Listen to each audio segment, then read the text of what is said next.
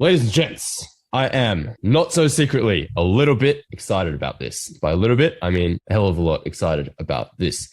We have a very special guest in our midst today, none other than the infamous, legendary Mr. Troy Erickson. It's good to see you again, dude. And in case you guys are unfamiliar, I'll give you a little spiel about Troy. Firstly, Troy, can you hear us, dude? Can you hear me? I can. How are you? Mate, I am fantastic, nice and early here in Australia, and I really appreciate you doing this because I know it's like obviously time zone differences make it not easy. Is that like what 7 p.m. there? Yeah, it's about 7 p.m. I'm on a trip right now, so I've got a cool background. There's lots of bugs coming out, but I'm excited. Oh, so that's not even a virtual background. That's like your actual background. No. Yeah. I'm in Puerto Rico. I was seeing if I wanted to move here, but I decided not to. I love it. That's great. Cool. A little bit jealous too. Very cool. So, man, if you guys don't know Troy, geez, where do I start? This man is not only one of the world's top email marketers and copywriters and list managers. He's made over 50 million for his clients since 2018, essentially by improving their email copy, deliverability, automation, marketing strategy, all that good stuff. Troy's list of clients, as I said yesterday, basically reads like a who's who of the top names in the digital marketing space.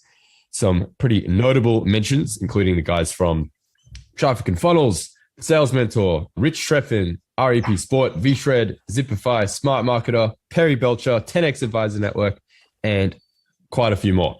The number 20 copywriter in the world by Peter, not sure how to say his last name exactly, Peter Zemis from Traffic and Funnels. I don't exactly know how accurate that is, but he is a hell of a good copywriter. And basically, apart from, I guess, his big claim to fame is the old anti-promo tab code, which many of you probably have heard of. Some of you I know have used or have your clients use.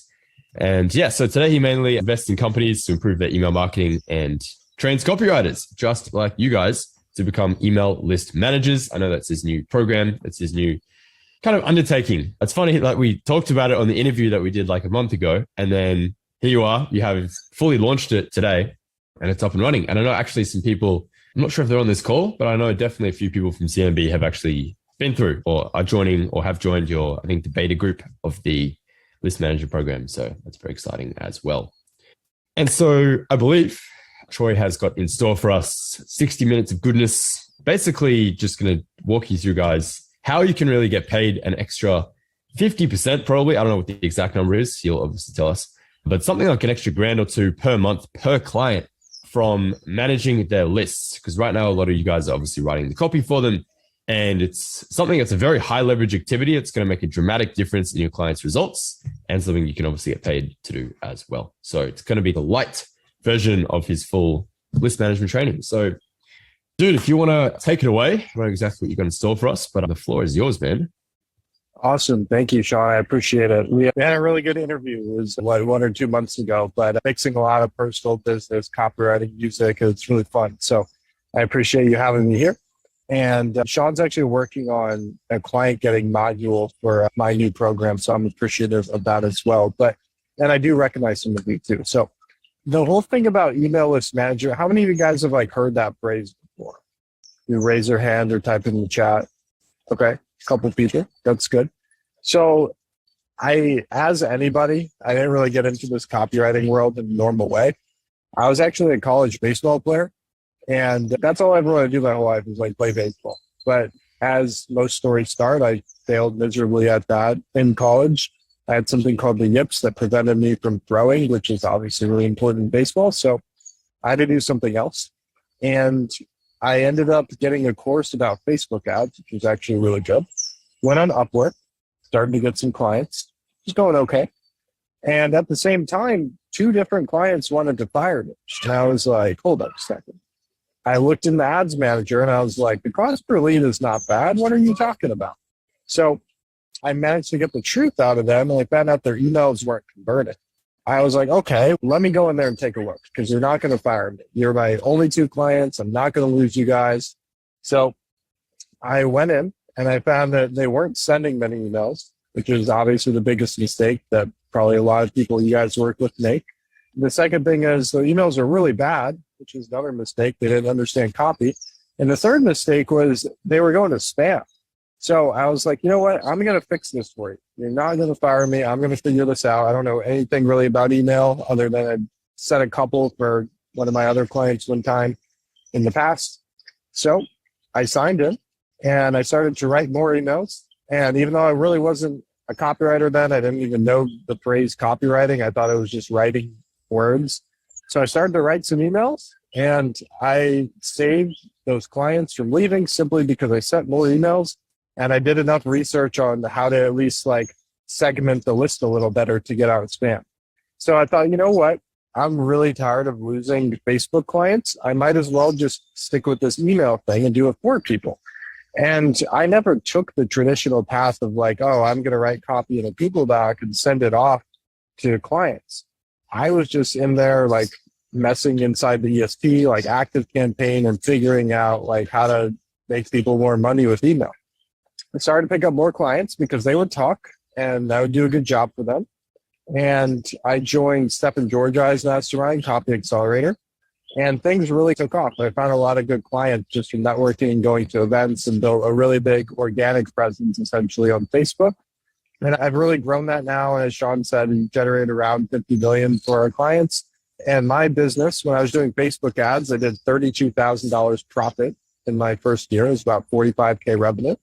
In 2020, we did 409K in revenue and about half that in profit, a little bit more. And then in 2021, $2 million revenue and about 700K profit. So it was like almost a no-brainer to me. But the odd thing is, I'm not saying that to brag. I'm just trying to say I hear copywriters struggling a lot. And it was really weird to me because I was just in here like, I'm more math than I am like qualitative, like more quantitative than qualitative, which most copywriters are not. So when all my copywriter friends that I started meeting at these events would be like, yeah, I had this one client, I wrote the Google Doc, they kind of screwed me over. And I'm thinking like, hold on, why are you writing in a Google Doc? Like I didn't even know. So I started talking to copywriters. I figured out that a lot of copywriters are like closing a client, not getting paid up front, writing in a Google Doc. The client gives like 10 different revisions to make. You got to make them. And they're like, oh, I'll pay you later. And in some cases, they don't pay at all. And they never tell you how your work does, even if they pay you. So how are you going to collect bonuses? How are you going to get better? How are you going to find out like what's working and what's not? How are you going to get results and testimonials to get more clients? Like you can't really get all those things if you're living that like, yeah, some of you guys are smirking. Like, how are you supposed to advance and get out of this feast or famine cycle if you can't break that? So I started going like, okay, clearly there's a gap in the market here because a lot of business owners complain that they don't have a good copywriter. And sometimes they don't. As you guys know, there's a lot of copywriters who are not that good. But at the same time, sometimes people have a good copywriter, but their emails are going to spam or the Gmail promo tab, or they don't understand the strategy of like how to send or like the order that you should talk to people in an automation to make them buy more stuff. So there's so many things outside of your control as a copywriter. And as an email list manager, I'm just going in and I'm taking control of those things because if I'm in control, then it eliminates all the variables of the client like messing up or doing something wrong or like not being sure. So what I do is I close clients. I make sure I get paid up front, at least for a portion of it. And I set up a deal where I'm getting a percentage on the back end as well. So in some of my better deals, I get 5K a month up front and 5% of email revenue in the back. So that can be anywhere from 5 to 10K a month, just like from that. So half being paid up front, the 5K, and then the bonus being paid after, depending on what it is. Now, all I do for the clients is I sign in. I have an agency now, of course, but I'll sign in, or my team will sign in. We'll write an email and send it from the client's ESP every day and make sure the email hits the primary tab. So it's going to have a higher open rate. So for example, if our clients that have like 50,000 subscribers prior to working with us, if they're in spam, it's usually anything like 7-8% or below. The promo tab is anything like 7-8% to like 13, 14, 15.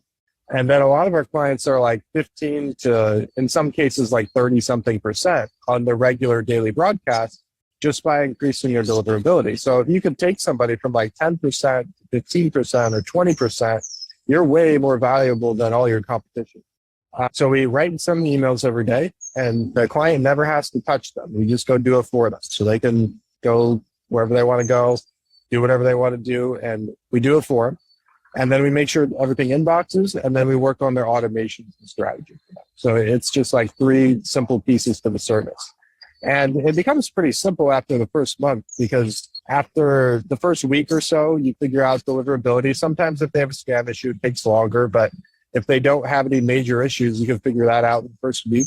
The automations you can figure out in the first month. Like, sure, some of that stuff needs maintenance from time to time, but in month 2 and beyond, it's usually you're just writing an email for them every day, and you're being paid somewhere between, like, even if you're new, like 2 or 3K a month per client, all the way up to, like, I have friends who make 5 figures a month from their clients, and I don't even do that. Sometimes my clients or not my clients, their friends are better at setting up deals with clients than I am. So I'm not the best in the world by any means, but I feel like I'm the guy who brought email list management to the forefront for all the copywriters out there. So that's just something that I think is really important, and I think is going to change this whole industry that we work in the coming years. Is, I'm not saying copywriting is dying by any means, but email copywriting is going to lose a lot of clients to list managers.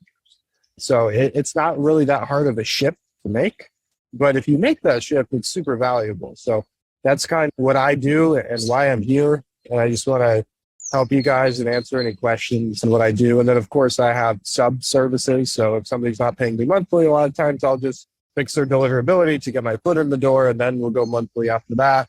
Or just like any copywriter, sometimes somebody wants to have an automation written or something, and then we go monthly after that. It just kind of depends. But that's what I do.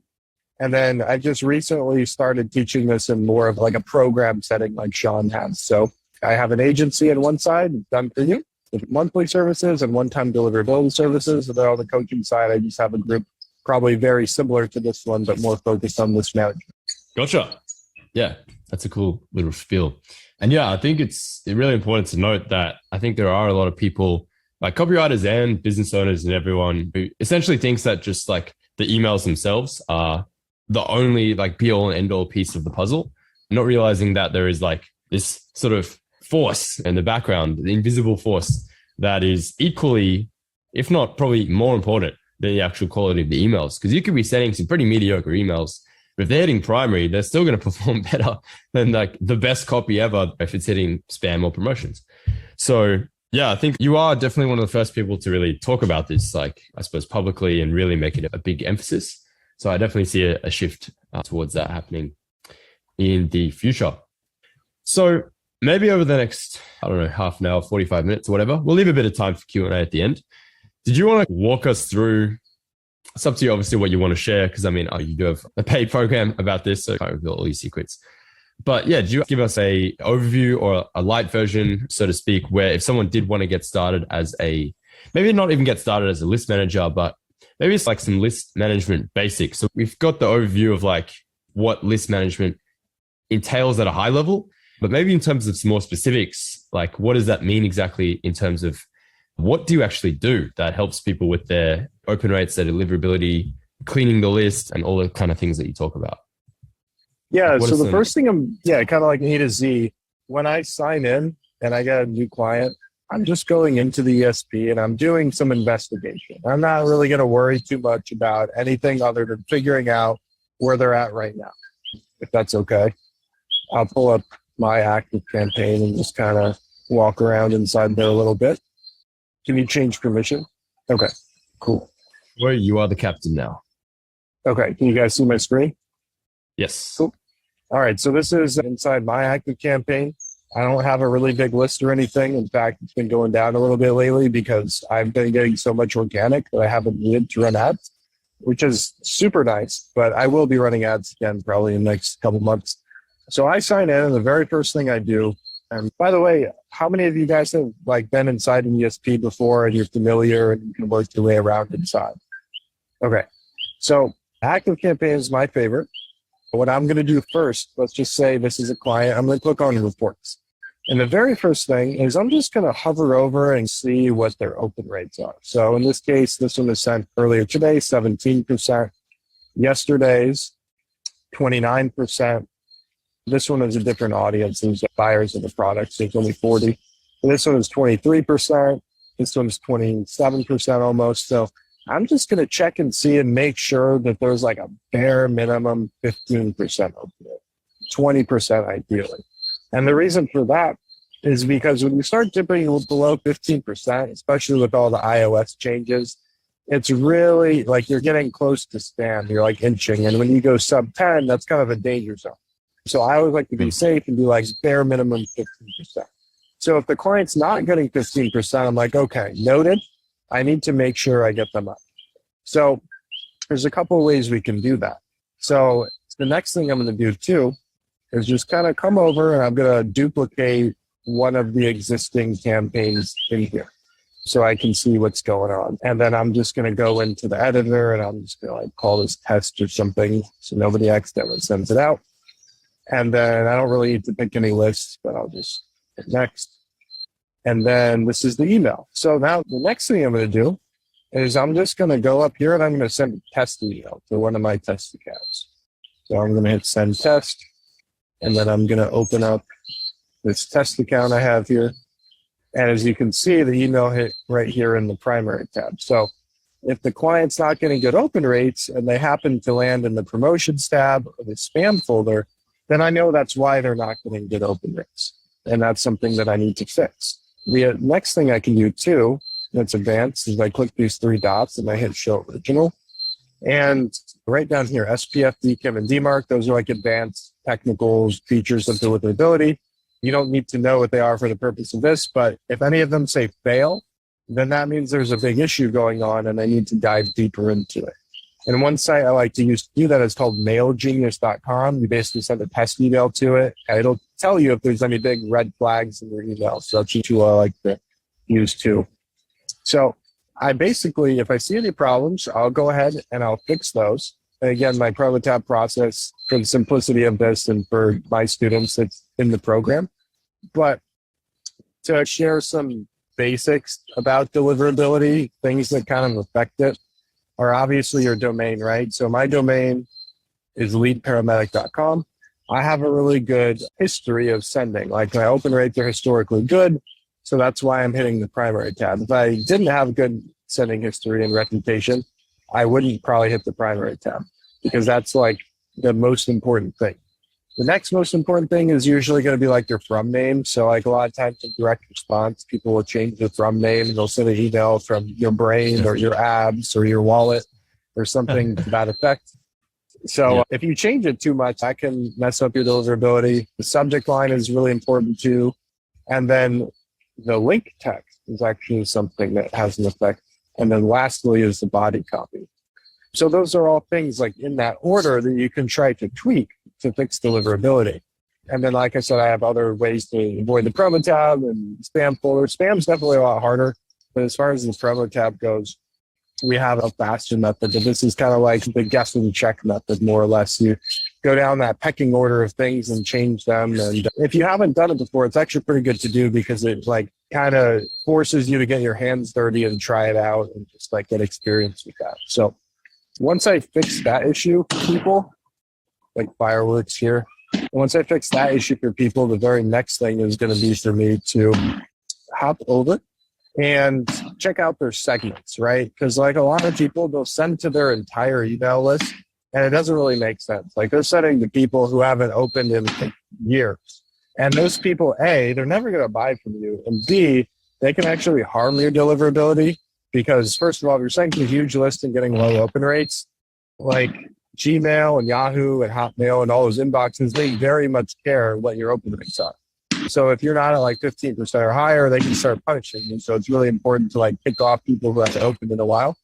And on top of that, people can actually become spam traps. So they have like Gmail. If you haven't like used your Gmail account in 6 or 12 months, Gmail can turn that into a spam trap, which basically means that they know that nobody should be sending to that one because it's old and outdated. And it's a very bad practice to keep sending to contacts who are old and outdated. So if you do, they can put you on a blacklist. So it's really important to segment the list, which, by the way, you can do. You just go in this little list section and then pick whichever list you want to send to, which are basically like a list, it's like a list inside of the list. So it's like you have your overall email list, and then these are just like pieces of it. But you can actually change the segment down here and make it so it's only people that opened in like the last 90 days, for example. Yeah. So that's some things that I would do first. The second thing I would do is I'm just going to look and see how often they're sending. For me, I usually send about every day. Sometimes if I'm traveling like I am now, I won't, but usually every day. And those two things, honestly, are the main two pieces. Because if you think about it, we'll do some simple math. I know math isn't always fun, but I promise this will be easy. Let's say you have a client, they have 10,000 subscribers. They're making $10,000 a month from email. Now, let's say to achieve those numbers, they're sending like 2 emails a week, and their open rates are 10%. So we've got 10,000 people sending 2 emails a week. So that's 20,000 potential impressions, right? So 10% of that is 2,000. So basically, the max for people you're going to be reaching every week is like 2,000, right? But let's say we get the open rates up from 10% to 20%, and we send 6 emails a week instead of 2. Okay, so now the numbers look very different. So we've still got the same number of subscribers. You got 10,000 subscribers, and we're sending 6 emails a week. That's now 60,000 potential impressions. And then we multiply that by 20%. And what is it, like 12,000 instead of 2,000? So, yeah, I think so. But you kind of see how like you can go from 2,000 to 12,000 impressions per week, literally just by sending more emails and fixing deliverability. Even if you only do one of those things, you're getting a lot more impressions. And then you take the amount of money that they're making every month, and usually that goes accordingly with the number of impressions they're making. So that's why I do those 2 things first. And then after those things are fixed, then I'm like in a group sending their daily emails and their deliverability is looking good. Then I'll head over into the automations and work on like welcome series is really important because you're basically using that to upsell previous buyers, which are your best customers. And then the next thing would be like abandoned cart or something similar depending on the business, because that's pretty low hanging fruit too. So I'll usually work on those first after I've taken care of the daily sending and the deliverability. So when I do those 2 things, 3 things, a lot of good things happen for clients, and it's just like way more effective than you writing the Google Doc and like saying, here you go. And they don't really know what to do next. Because the truth is a lot of your clients, they're not experts in email, and that's why they hire you. And they look to you for the solution. So if you can give them an even better solution than all your competition out there, they're going to come to you. And another thing for getting clients is not only will your clients talk about you, but when you have experiences that other copywriters don't, and you can like write a post like that on Facebook talking about like something unusual you did for a client that made them a bunch of money, or like a weird hook you did, or like, and you can see all the results, right? Because you can just go in reports and you can see like what you're writing that's working, what you're writing that's not working, and if your open rates are going up and all those things. And you really kind of become the brain of the business, at least in the email department. So that's why it's so valuable and really so much more fun than just writing, because you're in control. And me personally, I like to be in the driver's seat and just have fun and experiment with things. And I have a lot of freedom to just hop in here and try a bunch of different angles. So like today, I sent out this type form that was kind of like a lead acquisition form, and it completely bombed. It was terrible. So I'm not going to do that one again. But at the same time, this like list management downsell, I sent that one out, got a few bookings, closed the client off of it. That one did okay. You probably tweak it and make it better. And then last week, I sent out this email about the Gmail algorithm update, and a lot of people are going to spam. And I was like, hey, if your email's been going to spam lately, I can actually fix that for you. And I got like more bookings than I've ever gotten from an email, at least for spam jobs. So like that one, I'm definitely going to use again. And I can just keep testing these different things and see what works and see what doesn't work. And that's what I do in my business. So on my list, I pretty much write half the emails about agency work and the other half is about coaching program. And I have a lot of ones that are direct to the point, and I have a lot of ones that tell stories. So that's the insights on inside my active campaign here and all the different stuff that I do for myself and for clients. Yeah, gotcha. That's a really cool little overview. I like the fireworks as well, celebrating. We have Troy Erickson in the building. I didn't know if you could hear them or not because I don't usually use AirPods, but I figured they were very close to home, but maybe not. Yeah, we can still hear you. Fine. Cool. That's all good. It's a nice little touch that you organized for us. So I appreciate that. Yeah, but dude, that's pretty cool. So when you take over as a list manager, you essentially, first thing you do is you go in, you test, you make sure that they're hitting primary, not promotions. You check the 3 records, the DKIM, DMARC, and SPIF. Make sure they're passed. You then go in, and the next thing from there was you start sending the broadcast emails, set up the welcome automation, and then start playing around with the from name, the link text, and all the little bits and pieces that make it work. Is there anything else to the puzzle that you would do as a list manager? I mean, to keep it simple, it's really just the daily broadcast, deliverability, and automations. And the automations are definitely third for a reason because they take the longest and they're not as instantaneous results. But yeah, to keep it simple, that's what I do. And then sometimes, like some clients want strategy meetings a couple times a month, some don't. But overall, we definitely have to talk to them and like help them carve out a path for the direction that they want to take the list. So that's important. And sometimes they don't really know what to do and they have questions and they think we send too many emails and then we're going to like scare people away, but then we have to calm them down and tell them it's okay. Not everybody's going to unsubscribe and leave you and you're going to be fine. But other than that, no, it's pretty simple. Really cool. So it sounds, I guess, like most of this is in the setup, really. So it's like the automation, welcome sequences. The other one I forgot is the list hygiene, kicking people off the list if they don't open and engage. And then the deliverability stuff. So it sounds like really a lot of the work happens at the beginning. So if you were to do this, like when you're doing this for clients, do you typically charge like an upfront fee and then a management fee? Is that kind of how you structure it? Yeah. So typically the main piece is the upfront, right? So I always like to say, like most clients, and there's qualification questions that people have to fill out when they book, right? So like you got to know like what their website is so you can go and like I'll opt in for their list before the call, or I'll have my sales team opt in for the list before the call and just see if we can help them, right? So like if the first email we get, like their welcome email, and they opt in goes to spam or promo, like of course we can help them. And that's a big selling point. Or if we get the email and like the welcome email is just terrible, it makes no sense, like I'm going to be honest with them on the call and like, hey, we can help you. So those are a couple of the first things we do. And we want to see like how big their list is, how much they're making at the moment, and just try to help them do the math on the call to see if it's a good fit. Like I'm not really trying to sell too many people at this point. I'm just trying to like help them. And then if at the end of the call, they're like, wow, this is really valuable, I see this can make me a lot of money, then I go into selling mode. But I'm pretty much just a consultant at the beginning of the call. And I'll even send a lot of Loom videos to prospective clients, just showing them about the different things that they could be doing to make more money. So then we get on the call and I find that most of my clients, like $5,000 a month is the limit for the upfront retainer in most cases. I mean, you can definitely get more if it's a really big client. But even most of my students will charge like somewhere between like 2 to 4 a month upfront. And then I always tell them like, hey, ask for a percentage too. Because if you're doing the math for somebody and you say like, hey, I also want like 3% of the revenue that I generate from email, they're rarely going to say no to that because it's hard to like do the math on that, right? Like 3% of how much ever I'm going to make. It's hard for them to quantify what that is. But you also want to tell them like, hey, I'm doing this so I have skin in the game. So I'm super motivated to do a great job for you. And usually that's going to work out really well for you. So you get upfront and you get a bonus at the end of the month. And worst case scenario, they'd say no to the bonus.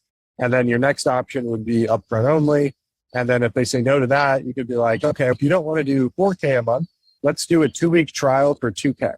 And you can always create like little downsell versions where they can try you for a certain amount of time and you're never working for free. So that's a really good way to just talk to people and figure out where their threshold is, right? Because some people might have gotten on the call and they thought it was going to cost no more than $2,500. And then you say $4,000 or $5,000 and they're kind of shocked. But if you create a downsell package, they relax a little bit and they give you a try. And then when the little trial period is over, they now know that you're really smart and you can help them. So that's a really good strategy to do too. But you're really just helping them understand like how much more money they could be making by having you on board. And that's all it boils down to. Yeah, 100%. It's like, no wonder you're able to charge so much for what you do. Because I think it's what, like, I won't say the price, but I mean, not cheap to work with you, to help with your deliverability and stuff. And it's like, it's interesting that it's like, it might be something that you're able to solve in less than an hour. It's like a matter of minutes, the anti-promo tab code. But it's something that like literally will double someone's open rates, getting them from promotions to primary. And so it's like, what's that worth to you as a business? And it's like tens of thousands, hundreds of thousands, probably. So obviously you're able to charge accordingly. It's one of those like, it's in a beautiful middle ground where it's like, it's almost like the dream service where it's like extremely easy for you to fulfill and extremely huge results for the clients. And so it's like, you're able to really just name your price at that point, because it's like you could charge 10 grand and they'll make that back within a month if they were to double their open rates. Because obviously double open rates, double clicks, you double the revenue, you double everything. So yeah, that's really cool. The other thing you're saying as well, so you typically just charge like just an upfront fee. So I don't know, 3, 4, 5K, and then a percentage. So there's not like an ongoing retainer kind of thing to do the list management piece. So yeah, I was referring to list management on that because that's what most people in here are probably going to do. So yeah, that is monthly. So you're getting the upfront and you're getting the bonus. So upfront is obviously before you do any work, but it happens every month. And then the bonus is at the end of the month based on what you've generated for them. And what you were just referring to was the one-off deliverability service, which is more or less like a front end. It's obviously a pricey front end, but it works because it's a really good service. So with that one, yeah, a lot of times we can pound it out pretty quickly. And other times they have like a deeper spam issue that takes several weeks to resolve. But that's a really valuable service that not a lot of people know how to do. So, and that's another downsell option too. If you're talking to clients, like if there's one piece of something you said that they really perk up and you can tell they're more interested in that than anything else you said, you can offer that as a service too. And that's what I did. I just broke it off and sold it as its own. And last year it did super well. And not only does it make money, but also like when you're running ads and posting about it and people talk about you, it just really puts you out there, which is a really big piece of having a successful freelance business or agency. Yeah, 100%. So that 3, 4K bit that you were talking about, that's not just one time up front. That's actually like a retainer recurring every month. Yeah, that's the email list management service. Yep. All right. That's juicy.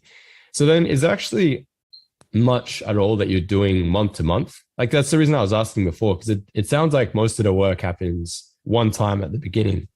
So is that, my voice always goes fucked in these calls. Is there actually much that you're doing like month to month after in terms of like actively managing the list? Yeah. So to be clear, we're still writing an email for them every day. So there's something to do every day or somebody that wants to. Inclusive of the broadcast email that you're writing. Yeah. The monthly service. Okay. Yep.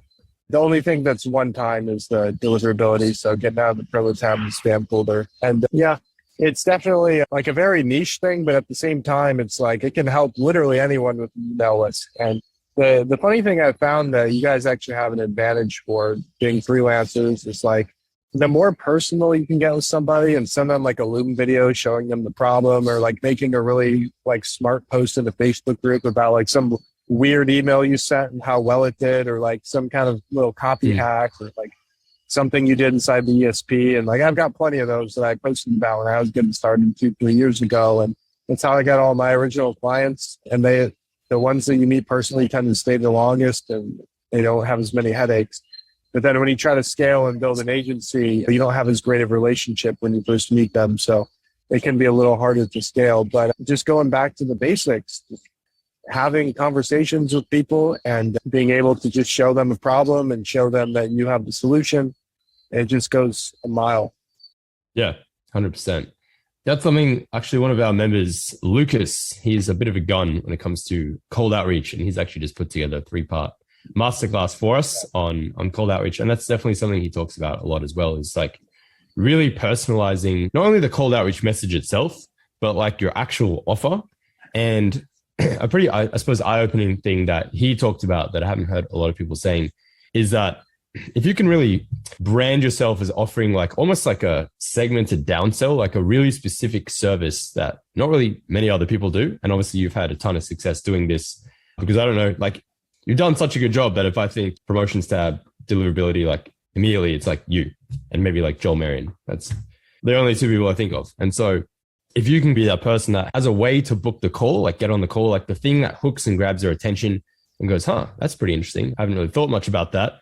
That sounds like it would be useful. I'd love to jump on a call. If you can offer something that's like really specific, like one small thing, like get you out of the promotions tab or profit from unsubscribers or just one specific piece like that, then that is often like really all you need to get the call. And then on the call, then of course you can explore possibilities and other services that you can offer. But I just think that grabs a lot more attention than just like, hey, I'm an email copywriter. Like I'll write your emails for you every month because it's like, that's what everyone does. And so if you can be offering just a more specific solution, and I actually got a cold email, like, I don't know, maybe a year ago from a guy who was like, hey, I can help you turn your unsubscribers into buyers. So I was like, oh, that's cool. Never heard of that before.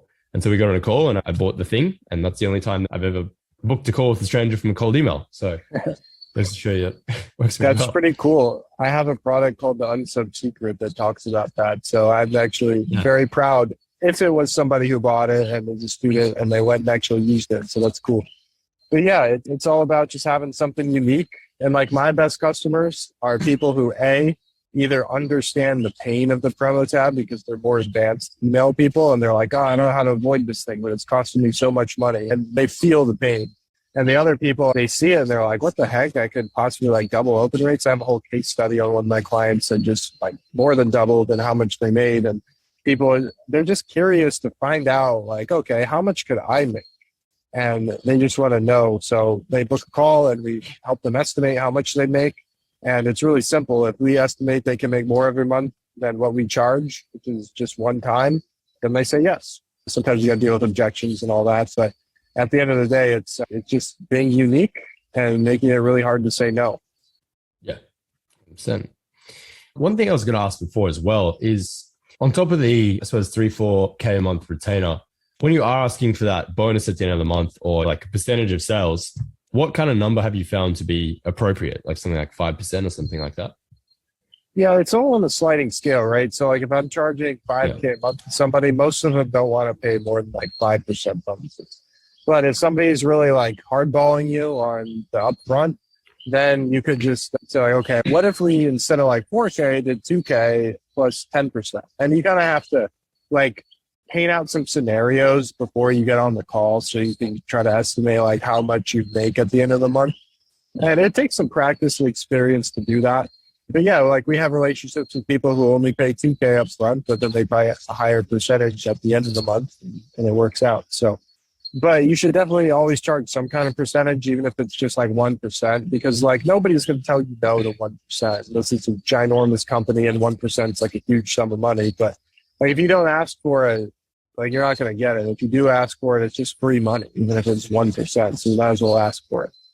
Yeah, and I love the framing on it as well. It's not like you're asking for something extra. It's almost like if you frame it in a way where it's like, I don't want this plus this, it's like, oh, usually I charge this, but to incentivize me to perform better so I have more skin in the game, so we're both committed to getting the best result possible, instead of like this amount up front, it would be like less and then the percentage. So it makes you look like a good guy. You know what I mean? Like you're really invested in their best interest rather than just like tacking on this percentage on top of the fee, which I think is a good way of framing it. Yeah, you do have to be a little careful though, because like if you go too hard on the percentage only, you'll start attracting people who just have like a really bad business and they're looking for you to be the savior. So you do have to be a little careful with that. Another angle that works really well is like everybody else who's like a copywriter, right? They're like looking for clients, and the client in this situation has all the power because they hold the answer. Like I will say yes to you or I will say no to you and I control your pay. But if you reframe it and you're like, hey, I'm actually like an email investor and I'm looking to partner with some companies, fill out this application to see if you qualify.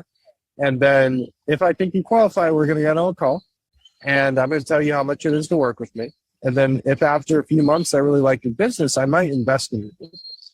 And that's something that I do. And it might take a little bit to get to the point where you could legitimately invest in somebody else's business. But the investor mindset is really key because now you control the conversation. It is a privilege to work with you.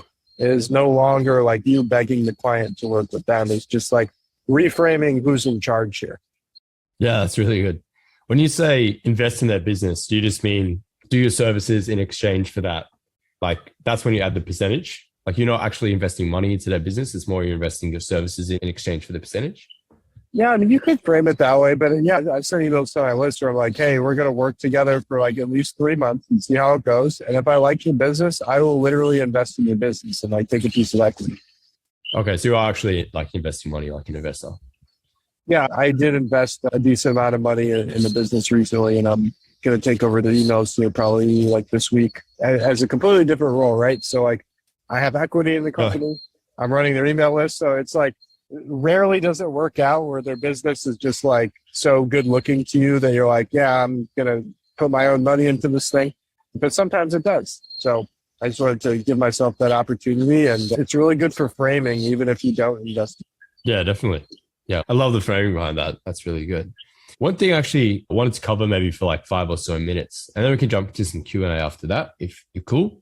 When it comes to list hygiene and scraping, there's naughty people who subscribe and then they never read a damn email from you. And you're like, oh, I paid $5 a lead, whatever it is, to Mark Zuckerberg for this person to join my list. Now they're not reading any emails. I know like the whole unsubscribe thing, it's a very touchy subject, I suppose, to CEOs and marketers and all that, because you're like, man, like I hustled or I paid a lot of money for these leads. I don't want to just kick them off my list, but obviously we know leaving them on there is doing more harm than good. So have you found, what balance have you found in terms of inactive time, like 60 days, 90 days? I guess the general, from what I remember Joel Marion talking about, is if you're sending daily, then about 60 days is a good amount of time to just boot them off your list afterwards. Is that about right? Yeah, I'll usually set it at like 90, but it depends on what your open rates are. I would never go more than 6 months. But you look at it this way, right? Let's say right now you kick them off after 90 days of inactivity. And your open rates right now are like 13%. And you're like, I really want to get up to 15% because that's safer. So instead of 90, maybe I cut that down to like 85 or 80. And then I send emails again, and then I just see what my open rates are. And odds are that little adjustment will put you up only 15%. So it just really depends on what your open rates are. I think mine's set at 90, and I'm getting like usually mid-20s on an average email. So it's doing just fine. But yeah, it just kind of depends. Exactly, it's different for everybody. I just wouldn't go beyond 6. Yeah. Yeah. And then obviously the whole iOS 15 thing threw a bit of a spanner in the works. I know you had a whole YouTube video, and actually I joined your inner circle just to hear about like your thoughts about the whole iOS thing. Cause I was like, I don't know anyone else who knows what the fuck they're doing with this iOS update, and you do. And so I was like, let me learn about that. Because obviously with what Apple does, reporting all the emails as having been opened, like that is tricky, because it's like artificially inflating your open rates, which then confuses the hell out of your automation, because it's like, oh, great, all these people are opening, but they're actually not. And so, yeah, I know you talk about that in your circle. That's a whole different subject, I suppose, that we can talk about later. Yeah, it depends on the ESP. So like ActiveCampaign, like the ESPs, they know like who's on iOS 15 on their iPhone. So like ActiveCampaign, they actually won't report it as an open if they get a false open from iOS. Now, if they click the link, then you know that it's a real open, because iOS isn't going to click the link for them too. So it's real. But then there's like Klaviyo, like they've been hit really bad by iOS. Like I see like open rates like way inflated on there. So they actually have a way where you can like filter in your segments by who's on Apple iOS and do it that way. But yeah, you just got to be a little more selective with your segments. That's all. And that's why I say like 15% is safe, but now I'm starting to say 20% is safe, just to make sure that I don't end up in spam one day by accident. And you couldn't even see it coming because you think your open rates are better than they are. Yeah. Yeah, it's good to know. I suppose ActiveCampaign is got my back behind the scenes. And I suppose most people don't even know that this has even happened, that this is even going on, unless they had thought about it or seen you talk about it. Is there anything else as a list manager that you would be doing on a more day-to-day basis or week-to-week basis? Are you just monitoring emails to make sure they're hitting primary, making sure you're just like driving a big container ship, I guess? You're just not really doing anything, but it's more so making sure nothing's going wrong. I mean, I suppose, are you actively doing much on the deliverability side once it's all set up? I mean, in like deliverability, it's interesting. You just have to notice like if something seems like it's starting to go south. But other than that, once you've got it all fixed and set up, it's not really difficult. You just got to make sure nothing gets wonky. And if it does, you got to catch it before it just drops. Yeah. But Sorry, yeah, I guess I meant on the more list management side, just apart from the writing, the broadcast emails, like your other responsibilities or. to keep it simple, it's still just daily email, deliverability, automations. The biggest thing I'd say to that is like, just got to keep testing things when you're writing every day and just be really creative and like proactive, like telling your clients new ideas. And usually that keeps them really happy for a long time. Like we've had people paying us for a couple of years almost, just, and they don't even, some of them don't even want to talk to us. They just like know that we have it under control. So we're coasting more or less on those, but we do come up with a lot of new ideas, interesting folks, and you got to just not be afraid to experiment. Just write the email as if nobody else is going to read it but you. And then it'll take away a lot of stuff like, oh, should I say that? And then you'll get more courage as you go to just get weird with the list. Yeah. Yeah. I think it's super important to continuously be testing new stuff. It's always interesting. Like particularly about Facebook ads, it's like the higher level experts that I've hired and like paid thousands of dollars to like, oh, I get to learn your Facebook ad secrets, Rudy Moore and Tanner Chisler and all these people. It's like the more I pay, the more I just get told to test more stuff. And I'm like, oh, that's your big secret. Okay, cool. Like they just test more stuff than everyone else. It's similar in that way. So yeah. So yeah, 100%. For the last sort of 5 or 10 minutes, I'm keen to do a bit of Q&A if you are, dude. And if the rest of you guys have questions, if you want to pop them in the chat for Troy, anything and everything to do with email marketing, list management, deliverability. I mean, you have about 5 or 10 minutes with this man who is, last time I checked, like a minimum of like $8,000 to work with him anyway, if you wanted to hire him to do your deliverability stuff. So you got him here in front of you. And yeah, if you do want to ask him any questions, now is the time. I suppose I can kick things off. A question I get a lot as well, when people are sending cold emails, it's not so much to do with list management, but is it important to warm up a domain when, like, let's say like I'm a freelancer, I'm like, I want to start getting clients. I just set up my Sean at seanferris.com. I'm fresh, sign up for Lemlist or some ESP to send these emails. Is it important to really start using your email and quote unquote warming it up first before sending a lot of cold outreach emails? Yeah, for sure. So anytime you have a new domain or you're using it for warm or cold or whatever, you definitely want to warm it up. I like mailwarm.com for that. Basically, it connects directly with G Suite, which is where I'd recommend to have your inbox anyway. And it'll send emails on your behalf to their servers, and they'll open the emails and they'll reply to something for you. So it warms up really nicely. But yeah, there's other ways you can warm up too, but it's super important. And if you're doing cold email, I would highly recommend you pick up like 5 domains and warm up all of them. And then like when the first one starts going to spam, you go to the second one while the first one is repairing, and then you just kind of cycle through them. Yeah. And yeah. How long does that whole sort of process take? Whether you're cold emailing or emailing a list, to actually like warm up a domain, like for those who don't know what we're talking about, essentially that's just actively using it, right? So you send emails, you're receiving emails from it, just like a normal email user would. How long should you do that for before you can go, cool, I can start like smashing some emails out? It's like a few weeks, a month. It really depends, because we've got like a client right now who's got about 300,000 actives, and we switched them over to like a custom IP on Klaviyo. So whenever you do that, you need to like rewarm it up. So on Klaviyo, it's like, all right, day one, you can send about 10,000. Every few days, you can add more. It's probably going to take 2-4 weeks. But if you're warming up for cold outreach, I like to double every other day. So like day one is 10, day 2 is 15, day 3 is 20, day 4 is 30, day 5 is 40. And if you look at the math, it's like adding 50% each day. So that's a good rule of thumb to keep, is double every other day. And yeah, it's just like when you see yourself inboxing in the primary tab, that's a good sign. But if you're doing cold, you definitely want to keep it going for probably a couple extra weeks or so before you start blasting out.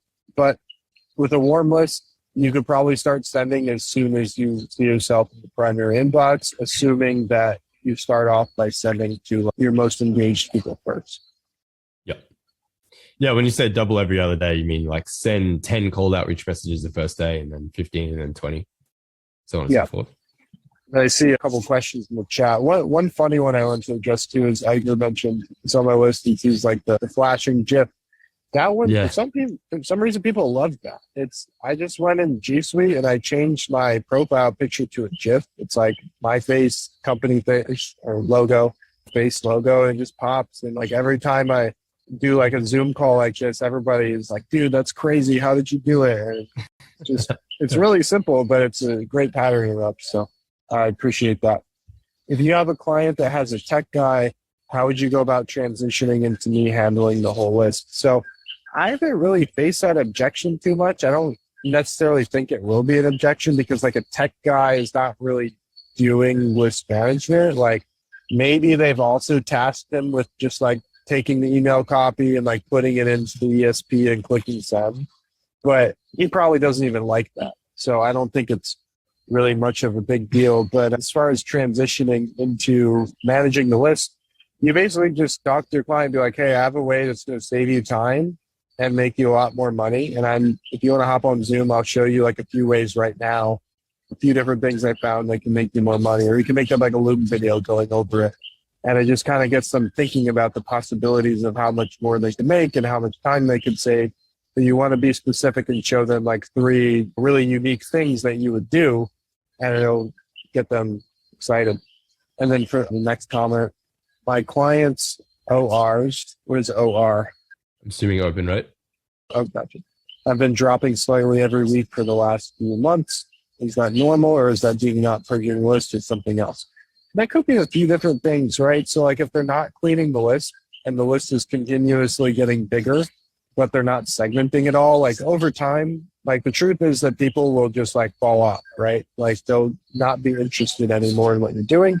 Or it could be that you're hitting spam more often, or it could be that you're in the promo tab. You just have to test. Like a lot of people ask me, like, how do I know what to do with deliverability? And I always tell them the same thing, like, hey, you got to test your emails. And that's what we did earlier when I went in Active Campaign. I hit the little settings thing, and then I sent an email to myself to see where it landed. So I literally just do that, and that'll give you a bird's eye view of what's going on.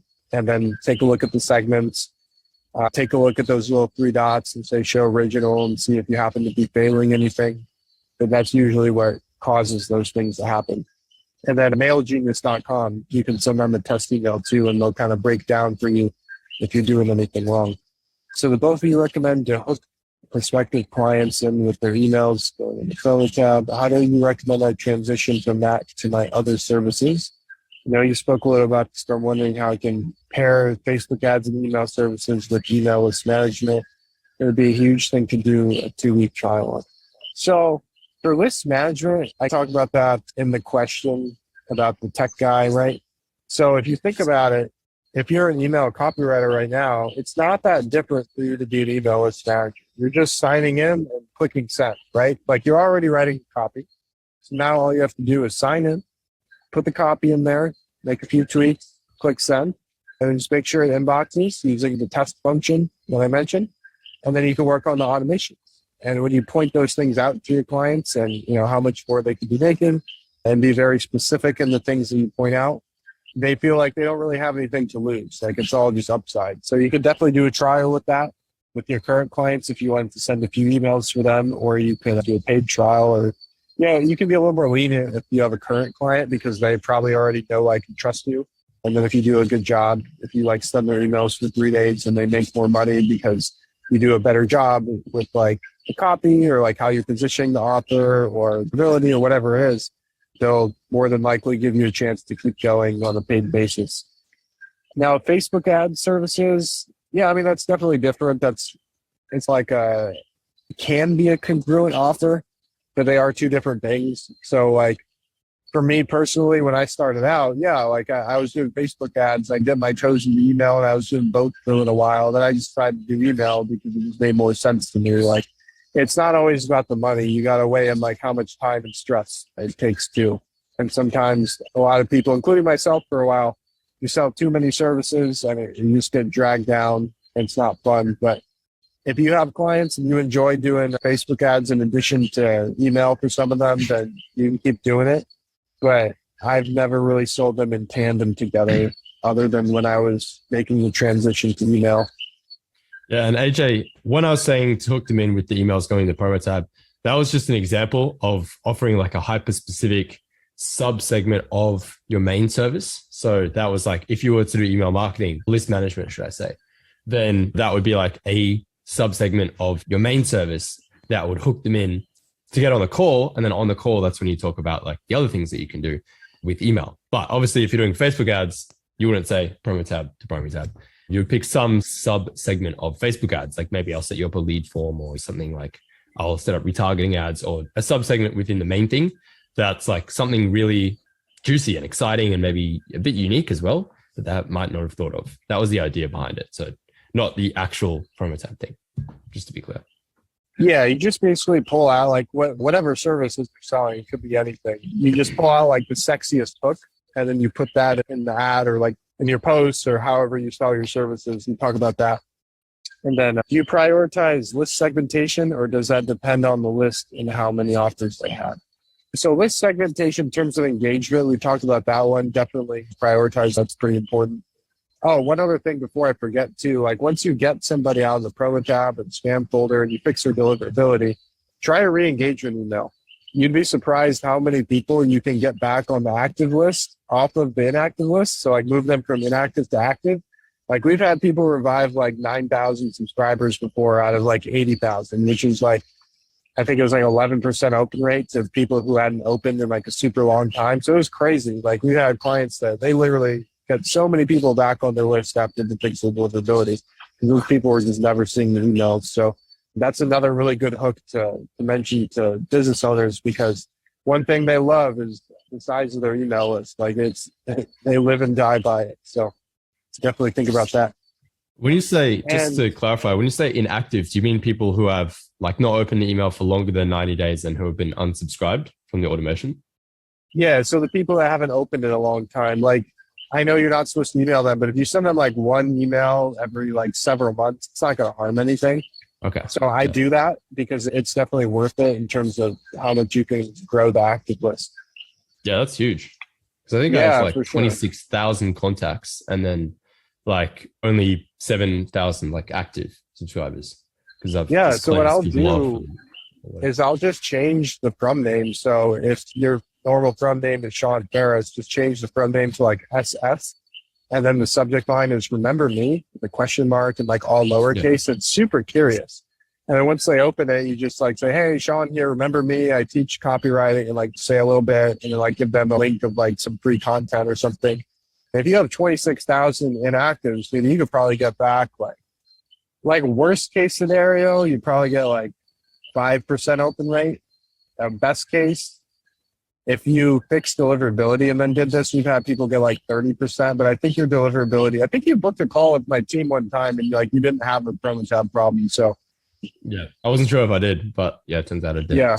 So that for you, I would say like a 10% would be the best case scenario since you didn't have any problems prior to that, but yeah, that's good. And I think the last half of Edgar's question was about like segmenting the list based on different offers. Yeah, I mean, I do that a little bit because I do have two different segments, right? I have business owners and then I have like freelance copywriters. So a lot of the stuff I talk about overlaps. So I'll send it to all the actives.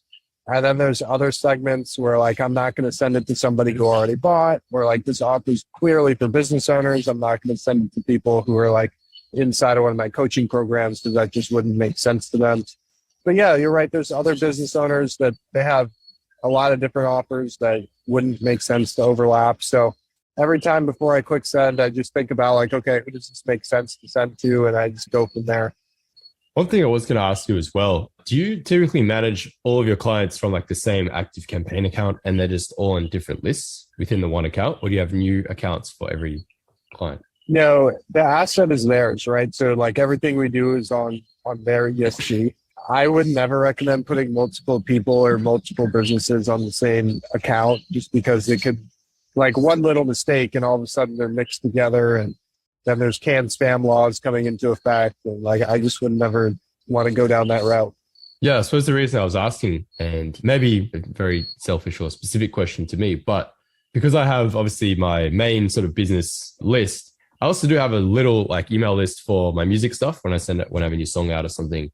And I used to have that on MailChimp or some other ESP. And then after a while, I was like, I'm only mailing once every few months. Like, why don't I just fucking throw the list onto ActiveCampaign just on a separate list? Is that like a bad thing to do, having two completely different lists on the same account, even though if they're like different lists and you only email one list at a time? I mean, does that you hurt could your do deliverability it. or something somehow? You could do it. It's not going to harm your deliverability. It's just like, if you're saying once every few months, first of all, you should send more often. Yeah. But I mean, you could put them on Guilty the as same well. one, but you just got to be like really careful to make sure that you don't accidentally send the wrong stuff to the wrong people, because then everybody's confused and there's people that want to like listen to music. All of a sudden you're talking about copywriting and they're like, what the heck is that? So just got to be careful, but I wouldn't recommend it just for like organization purposes. Yeah, it's just because it's only like maybe 300 people and it's only like I email them every whenever a new song's out, basically. I'm like, hey. Yeah, as long as they're careful, you can do it. But in most instances, I wouldn't recommend. Cool. Any other questions for our boy, Mr. Yosoi Troy? So you got verified as well. Got the big, sexy blue tick.